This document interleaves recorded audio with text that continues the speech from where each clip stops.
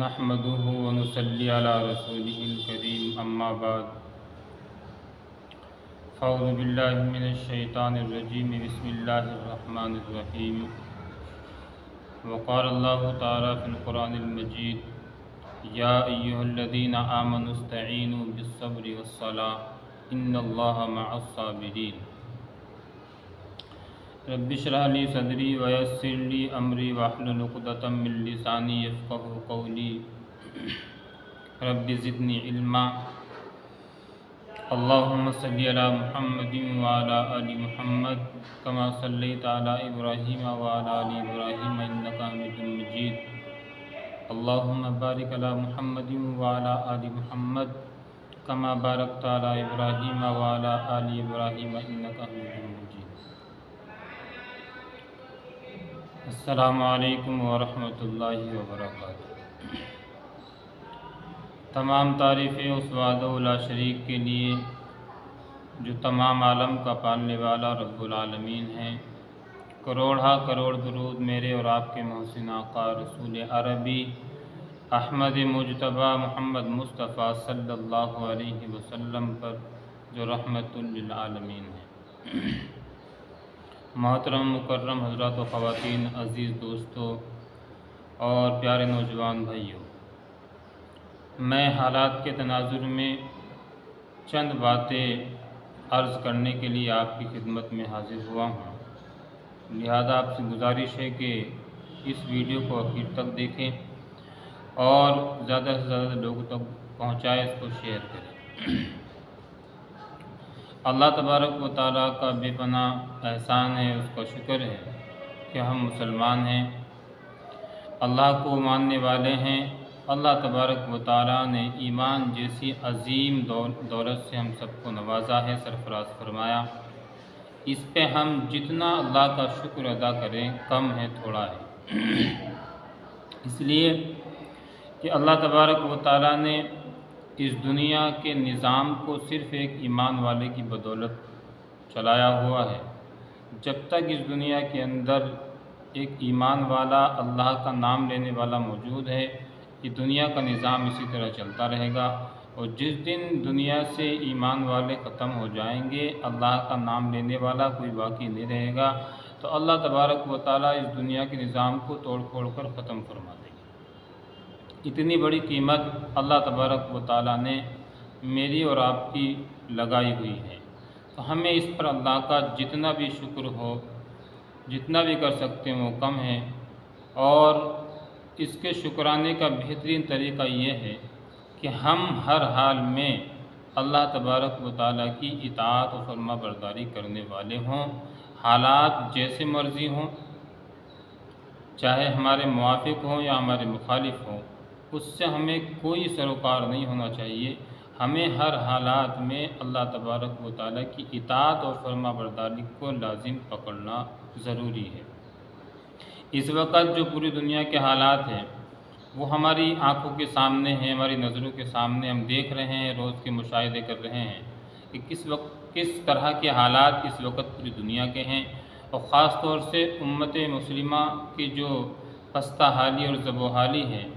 اور جو پریشانیاں اور مصیبتوں کے پہاڑ اس وقت امت مسلمہ پر ہیں، وہ سب ہماری نظروں کے سامنے ہیں۔ تو اس پر ہمیں بجائے اس کے کہ کم ہمتی، نا امیدی کا شکار ہونے کے بجائے ہمیں غور اس بات پر کرنا چاہیے کہ یہ حالات پیدا کیوں ہوئے ہیں، یہ حالات اس طرح کے ہے کیوں۔ جس قوم کو اللہ تبارک و تعالیٰ نے کہا کہ سربلندی، سرفرازی، سرخروئی، بادشاہت، سلطنت، حکومت سب تمہارے لیے ہے، تو وہ آج اس طرح کی پریشانیوں کے اندر مبتلا کیوں ہیں؟ اس وقت پوری دنیا کے اندر مصیبتوں کے پہاڑ اس پر کیوں ٹوٹے ہوئے ہیں، اور حالات جو ہے اتنے مخالف کیوں ہیں، اس پر غور کرنا چاہیے، لیکن اس پر ہم نہیں کر رہے ہیں۔ دوسری باتوں میں اور دوسری فضول کاموں کے اندر ہم اپنی اب بھی زندگی کو گزارنے میں مصروف ہیں۔ ہمیں بات اچھی طرح سمجھ لینا چاہیے کہ ہم ایک اللہ کے ماننے والے ہیں، اور وہ اللہ سب سے بڑا ہے، تمام بادشاہوں کا بادشاہ ہے، شہنشاہوں کا شہنشاہ ہے، اور تمام دنیا کے نظام اسی کی مٹھی کے اندر بند ہے۔ ساری دنیا کا سسٹم اسی کے چلانے سے چلتا ہے، وہ جیسا چاہتا ہے ویسا ہوتا ہے، اس کی مرضی کے خلاف ایک پتا بھی اپنی جگہ سے نہیں ہٹتا۔ آپ نے دیکھا ہوگا خزاں کے موسم میں، سردی کے موسم میں جب پتے درختوں پر سوکھ جاتے ہیں تو وہ سوکھ کر جھڑ جاتے ہیں اور پیڑ بالکل خالی ہو جاتا ہے، لیکن کبھی کبھی آپ نے دیکھا ہوگا کہ پیڑ پر صرف ایک پتا آپ کو جو ہے ہلتا ہوا نظر آئے گا، باقی پورے پیڑ پر ایک بھی پتا نظر نہیں آتا ہے۔ تو اس کی کیا وجہ ہے؟ یہ صرف اور صرف اس اللہ کے حکم کے انتظار میں وہ وہاں اس جگہ لٹکا ہوا ہوتا ہے، ورنہ کیا وجہ ہے کہ جب سارے سوکھے پتے پیڑ سے جھڑ گئے تو ایک سوکھا پتا پیڑ پر لٹکا رہے؟ اس کی کیا وجہ ہو سکتی ہے؟ اس کی کیا لوجک ہو سکتا ہے سوائے اس کے کہ اللہ ابھی تک اللہ کی طرف سے اس کو حکم نہیں ہوا، اجازت نہیں ملی ہے کہ وہ اپنی جگہ کو چھوڑ دے۔ تو اللہ تبارک و تعالیٰ ایسا عظیم قدرت والا ہے اور سارے نظام اسی کے ہاتھ میں ہے۔ دنیا کے بھی جو نظام ہوتے ہیں، جو حالات ہوتے ہیں، وہ سب اللہ تبارک و تعالیٰ کی طرف سے ہی ہوتے ہیں۔ جیسا بھی نظام اچھا یا برا، جیسے بھی جس وقت کا ماحول ہوتا ہے، وہ سب اللہ کی طرف سے ہوتا ہے۔ اسی لیے اللہ تعالیٰ نے منع بھی فرمایا ہے کہ زمانے کو برا بھلا نہ کہو،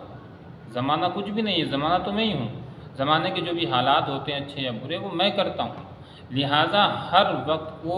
یہ سمجھو کہ یہ اللہ تعالیٰ کی طرف سے ہے اور اس کے اندر اللہ تبارک و تعالیٰ کی کیا حکمتیں ہیں، اس کی کیا منشا ہے، وہ اللہ بہتر جانتا ہے۔ ہمارا کام اس میں جانا نہیں ہے۔ ہاں اگر حالات ہمارے موافق نہیں ہیں، ہمارے مخالف ہیں، تو ہم اس پہ غور کر سکتے ہیں کہ یہ حالات ہمارے مخالف ہوئے کیوں ہیں، ہمارے اوپر اس طرح کے حالات جو آئے ہیں تو اس کا آنے کا سبب ہو کیا سکتا ہے۔ ہمیں اس میں جو ہے نا امید بالکل بھی نہیں ہونا ہے، خوف زدہ بالکل بھی نہیں ہونا، ڈر اور خوف کی کوئی بات نہیں ہے۔ ایمان والا کبھی کسی سے نہیں ڈرتا، کسی چیز سے نہیں ڈرتا، صرف اللہ سے ڈرتا ہے، اللہ کے علاوہ کسی سے نہیں ڈرتا، موت سے بھی نہیں ڈرتا، اس لیے کہ موت تو آنے والی چیز ہے اور اللہ تبارک و تعالیٰ نے ہر انسان کی موت کا جو وقت ہے وہ مقرر کیا ہوا ہے، اور اس سے ایک سیکنڈ پہلے، ایک لمحہ پہلے موت نہیں آئے گی اور نہ ہی ایک سیکنڈ اس میں تاخیر ہوگی۔ جو وقت اللہ تعالیٰ نے مقرر کر دیا ہے اسی وقت مرنا ہے، تو اس لیے ڈرنے کی کسی طرح کی کوئی بات نہیں ہے، اور نہ ہی جو ہے کم ہمت ہونے کی بات ہے، نہ اللہ سے نا امید ہونے کی ضرورت ہے۔ اس لیے کہ اللہ تبارک و تعالیٰ نے خود قرآن کے اندر کہا ہے کہ اللہ کی رحمت سے کبھی بھی نا امید نہیں ہونا، مایوس نہیں ہونا، اور ایک ایمان والے کی تو یہ شان ہے ہی نہیں کہ کیسے بھی حالات آئیں وہ اللہ سے کبھی نا امید اور اللہ کی رحمت سے کبھی مایوس نہیں ہوتا ہے۔ حالات مسلمان کے سامنے آنا یہ کوئی نئی بات نہیں ہے۔ جناب رسول اللہ صلی اللہ علیہ وسلم کی 23 سالہ نبوی زندگی آپ اٹھا کر کے دیکھیں گے تو آپ کو پتہ چلے گا کہ آپ کی وہ نبوی 23 سالہ زندگی پوری کی پوری، اس کے اندر ایسی ایسی پریشانیاں، ایسی ایسی مصیبتیں، ایسے ایسے حالات آئے ہیں کہ ہم ان کو برداشت کرنا تو دور کی بات ہے، ہم ان کے بارے میں سوچ بھی نہیں سکتے کہ اس طرح بھی کسی کے ساتھ ہو سکتا ہے، اتنا ظلم بھی ہو سکتا ہے، اتنا کسی کو ستایا بھی جا سکتا ہے۔ خود رسول اللہ صلی اللہ علیہ وسلم نے فرمایا کہ مجھے جتنا ستایا گیا ہے کوئی نبی اتنا نہیں ستایا گیا جتنا میں ستایا گیا، اور تمام صحابہ کرام، اور کس طرح کے حالات نہیں آئے ہیں، معاشی اعتبار سے، سماجی اعتبار سے، ہر اعتبار سے آپ پر حالات آئے ہیں، صحابہ پہ حالات آئے ہیں، ہر طرح سے آپ کو پریشان کیا گیا، ستایا گیا، لیکن آپ نے صبر کا دامن نہیں چھوڑا، ہمت اور استقلال کے ساتھ کھڑے رہے، ثابت قدم رہے، اور یہی ایک ایمان والے کی پہچان ہوتی ہے۔ رسول اللہ صلی اللہ علیہ وسلم نے کئی دن کے فاقے کیے، صحابہ فاقوں پہ فاقے ان کے سامنے ہوتے تھے، پیٹوں پر پتھر تک باندھ کر ان کو وقت گزارنا پڑتا تھا، لیکن لفظ شکایت اللہ کی طرف سے ان کے لب پر کبھی نہیں آتا تھا۔ وہ یہ سمجھتے تھے کہ اللہ کی طرف سے یہ ایک امتحان ہو سکتا ہے، اور اللہ تبارک و تعالیٰ نے یہ حالات کیے ہوئے ہیں، اور اللہ کی اس میں کیا رضا ہے وہ بہتر جانتا ہے، لہٰذا ہمیں ہر حال میں اللہ کی رضا میں راضی رہنا ضروری ہے۔ اگر ہم کسی بھی حال میں اگر ہمارے حالات ہمارے موافق ہو جائیں اور اس میں ہم سرکش ہو جائیں اور باغی ہو جائیں تو ہم سے بڑا ناشکرہ کوئی نہیں، اور اگر حالات خراب ہو جائیں اور اس میں بھی جو ہم اللہ کے جو ہے سے نا امید ہو جائیں اور جو ہے مایوس ہو جائے تو یہ بھی ایک ایمان والے کی نشانی نہیں ہے۔ ڈرنا، نا امید ہونا، ناشکرہ ہونا، بے صبرہ ہونا، یہ ایمان والے کی پہچان نہیں ہے، چاہے مرضی حالات جیسی بھی ہو۔ اس لیے کہ حالات کا بدلنا اللہ تبارک و تعالیٰ کے ہاتھ میں۔ اللہ تعالیٰ نے خود فرمایا ہے کبھی ہم تمہیں غالب کریں گے، کبھی مغلوب کریں گے، کبھی زمانہ تمہارے اوپر غالب آ جائے گا، کبھی تم زمانے کے اوپر غالب آ جاؤ گے۔ تو یہ کوئی ایسی بات نہیں ہے کہ پہلے کبھی ایسا نہیں ہوا ہو، یا مسلمانوں کے اوپر اللہ تبارک و تعالیٰ کی طرف سے نعوذ باللہ کہ کوئی اللہ ظالم ہے کہ ظلم کر رہا ہو، ایسا نہیں ہوتا ہے، بلکہ اللہ تبارک و تعالیٰ کی طرف سے حالات آتے ہیں، بس اس کا سبب ہمیں ڈھونڈنا ہے۔ ہو سکتا ہے کہ اس کا سبب ہماری بدعمالیاں، ہمارے گناہ اور جو معصیت کے اندر ہم پڑے ہوئے ہیں، ہو سکتا ہے کہ وہ اس تمام بدحالی کا سبب ہوں، تو ہمیں اس پر غور کرنا چاہیے۔ اس لیے کہ اللہ تبارک و تعالیٰ جب ناراض ہوتا ہے تب اس طرح کے معاملات دنیا کے اندر ہوتے ہیں۔ جب اللہ تبارک و تعالیٰ اپنے بندوں سے ناراض ہوتا ہے تو اس طرح کی چیزیں اور اس طرح کے حالات پیدا ہوتے ہیں، اور اللہ ناراض ہوتا ہے گناہوں سے، اللہ ناراض ہوتا ہے اپنی نافرمانی سے، اللہ ناراض ہوتا ہے اپنے حکموں کو توڑنے سے۔ اور آج جو ہمارا حالات ہیں وہ بالکل ویسے ہی ہیں کہ ہم اللہ کی نافرمانی میں لگے ہوئے ہیں، اللہ کے حکموں کو توڑنے میں لگے ہوئے ہیں، اور گناہوں کے اندر پڑھ کر اور معصیتوں کے اندر پڑھ کر اپنے وقت کو گزار رہے ہیں۔ اس لیے اللہ ہم سے ناراض ہے، تو ہمیں ضرورت اس بات کی ہے کہ ہم اللہ کو راضی کریں۔ جب اللہ راضی ہو جائے گا تو پھر یہ حالات اپنے آپ ہی بدل جائیں گے۔ دنیا کی طاقتیں اللہ کی طاقت کے سامنے کچھ بھی حیثیت نہیں رکھتی ہیں، کچھ بھی۔ دنیا کی کوئی اوقات اللہ کی نظر میں نہیں ہے، اس لیے دنیا داروں کی بھی کوئی اوقات اللہ کی نظر میں نہیں ہے۔ دنیا دار بھلے ہی اپنے آپ کو کچھ سمجھتے رہیں، طاقتور سمجھتے رہیں، لیکن اللہ کے سامنے دنیا کچھ بھی نہیں ہے، نہ دنیا دار اللہ کی طاقت کے سامنے کچھ ہیں۔ اللہ تبارک و تعالیٰ نے مجھے آپ کو بڑی عظیم نعمت اور دولت، اسلام کی دولت عطا فرمائی ہے، ہمیں اس پر اللہ کا شکر ادا کرنا چاہیے۔ اور حالات اگر ہمارے مخالف ہیں تو اس وقت ہمیں اللہ سے اپنے تعلق کو مضبوط کرنے کی ضرورت ہے، ہمیں اپنے تعلق کو اللہ کے ساتھ جوڑنے کی ضرورت ہے، بجائے اس کے کہ ہم وائی توائی کریں اور ادھر ادھر کی باتوں میں۔ آج جو ہو رہا وہ یہ ہو رہا ہے، لوگوں کے اندر بھی یہ باتیں ہیں، گھروں کے اندر بھی یہ معاملات ہیں کہ اس چیز پر دھیان دینے کے بجائے کہ یہ کس وجہ سے ہوا ہے، ہم دنیا کی باتوں میں لگے ہوئے ہیں اور مسجدیں خالی پڑی ہوئی ہیں اور اللہ کی عبادت سے دور ہیں اور غفلتوں کے اندر پڑے ہوئے ہیں۔ رمضان کا مہینہ چل رہا ہے، اس وقت تو یہ ہونا چاہیے تھا کہ اگر حالات ہمارے مخالف ہیں، حالات ہمارے موافق نہیں ہیں، تو ہمیں زیادہ سے زیادہ اللہ کی عبادتیں ہونی چاہیے تھی، زیادہ سے زیادہ توبہ استغفار ہونا چاہیے تھا، زیادہ سے زیادہ دعاؤں کا اہتمام ہونا چاہیے تھا، بجائے اس کے آج جو اب بھی رمضان کے مہینے میں بھی مسلمان جو ہے غفلت اور گناہوں کے اندر پڑا ہوا ہے، اور پھر ہمارے اوپر حالات آئے تو پھر شکایت کس چیز کی ہم کر رہے ہیں، کس وجہ سے ہم شکوہ کریں کہ اللہ تعالیٰ نے ہم جو ہے مسلمانوں کے ساتھ یہ معاملات کیے۔ بزرگان محترم، ہم حالات کو دیکھیں، سوچیں سمجھیں اور اپنی زندگی کو بدلنے کی کوشش کریں۔ اللہ تبارک و تعالیٰ نے فرمایا ہے کہ سربلندی تمہارے لیے ہیں، حکومتیں تمہارے لیے ہیں، سلطنتیں تمہارے لیے ہیں، لیکن شرط لگائی ہے کہ تم مومن ہونے چاہیے، تم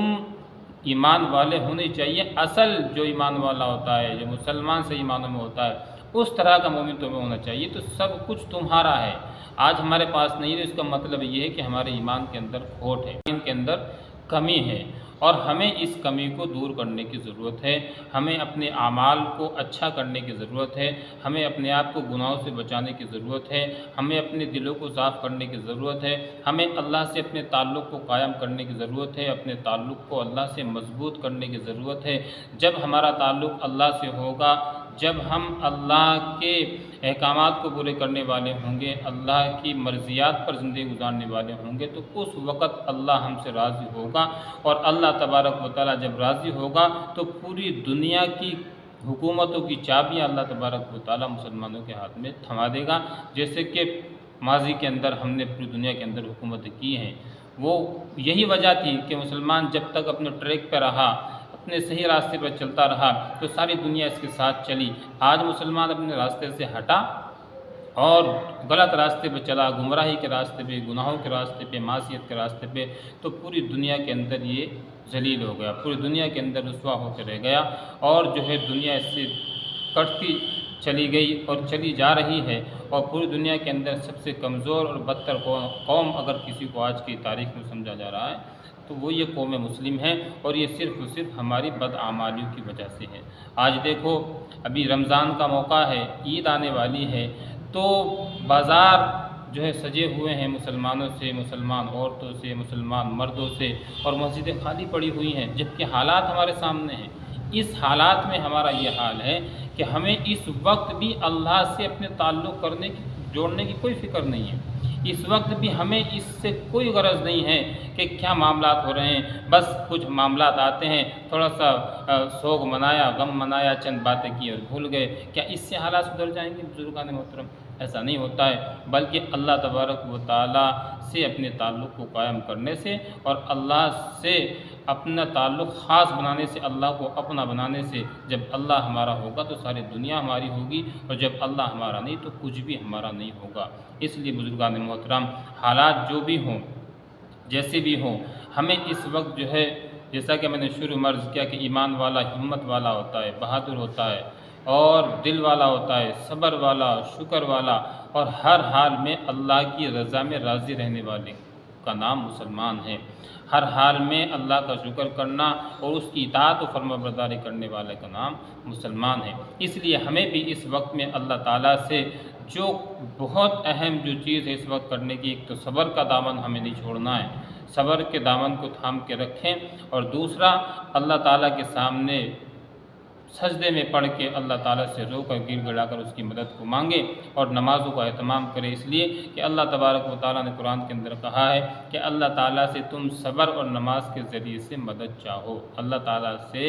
تم نماز اور صبر کے ذریعے سے مدد چاہو، بے شک اللہ تعالیٰ صبر کرنے والوں کے ساتھ ہوتا ہے، بے شک اللہ تعالیٰ صبر کرنے والوں کے ساتھ ہوتا ہے۔ تو یہی چند باتیں مجھے عرض کرنی تھی کہ حالات کو دیکھیں اور سمجھیں، اور اپنی زندگی کا محاسبہ کریں کہ ہم مسلمان ہوتے ہوئے کس طرح سے زندگی گزار رہے ہیں، اور کس طرح سے ہم نے جو ہے مسجدوں کو خالی چھوڑا ہوا ہے، بازاروں کی ہم رونق بنے ہوئے ہیں، ہماری محترم خواتین، عورتیں جو ہیں وہ بازاروں کی زینت بنی ہوئی ہیں، اور انہیں کوئی فکر نہیں، کوئی احساس نہیں کہ معاشرہ کس طرف جا رہا ہے، معاملات کس طرح کے ہیں، حالات کس طرح کے، اس سے وہ بے پرواہ ہو کر اپنی مستی میں مگن زندگی گزارنے میں لگے ہوئے ہیں۔ اس لیے بزرگان محترم، میں تمام اپنے بزرگوں سے، نوجوانوں سے،